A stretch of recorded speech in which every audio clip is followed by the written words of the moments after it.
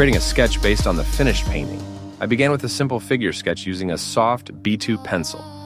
First, I outlined the character's general silhouette, paying attention to body proportions and perspective from a slanted position. Using light lines, I indicated the position of the head, the curve of the spine, the shoulder line, and the position of the hips. Then I refined the contours of the arms and legs, adding the necessary angles to convey movement and a relaxed pose.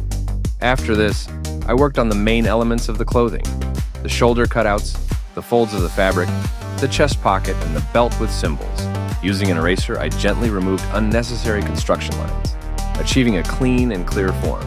Once the contours became expressive, I strengthened the main lines, emphasizing facial expressions and strands of hair. The final sketch retained the compositional structure of the painting, but in its graphic form it became more precise and manageable, creating a foundation for the subsequent coloring. Once the sketch was complete, I moved on to coloring, using acrylic paints and 3 brushes: a fine brush for lines and details, a medium brush for smooth areas, and a large brush for large fills. To maintain consistency and achieve expression, I started with the face. Using a fine brush, I carefully filled the surface with skin tone, ensuring the layer was even and did not overlap the black contour lines. Then I drew the lips, subtly highlighting them with a rich pink color, and added shadows around the eyes to convey the character's personality. It was important not to lose the lightness of the features, so that the face would remain lively and vibrant. Next, I moved on to the clothing. Using a medium brush, I applied dark turquoise shades to the sweater and pants, trying to maintain the difference between shadows and highlights. In some areas, I added light brush strokes to convey the texture of the fabric and a slight break in the material. I especially emphasized the cutouts on the shoulders and the torn section on the knee of the pants. I paid special attention to the belt. Using a fine brush, I drew the symbols, preserving their clarity and contrast. After painting the clothes, I painted the hair. I used brighter, more saturated orange and red shades, combining them with a fine and medium brush. First, I applied the base color with large brush strokes, and then, with a fine brush, I highlighted individual strands, creating the effect of vibrant shine and movement.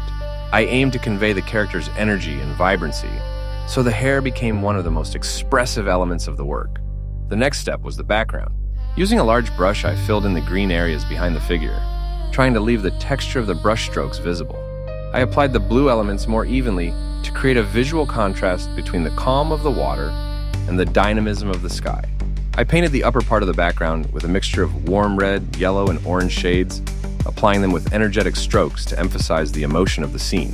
The background was meant to create an atmosphere somewhat abstract, slightly expressive yet vibrant. Finally, I worked on the fine details. Using a fine brush, I refined the contour lines, enhanced some shadows, emphasized the folds of the clothing, and drew the contours of the lips, eyes, and eyebrows. I added small highlights to the hair and clothing to enhance the sense of volume. I refined the edges of the background objects to make the figure appear clearer and more confident. Every small detail helped give the work a finished and expressive feel. Critical evaluation of the painting. What went well? A very bright, energetic color scheme. The work immediately catches the eye. The character stands out from the background, and the silhouette is clearly visible. The hair is expressive and lively. The entire work is generally consistent in style graphics and acrylic painting. What could be improved? The body proportions are slightly distorted, especially the length of the legs and the angle of the torso. The anatomy could be straightened out.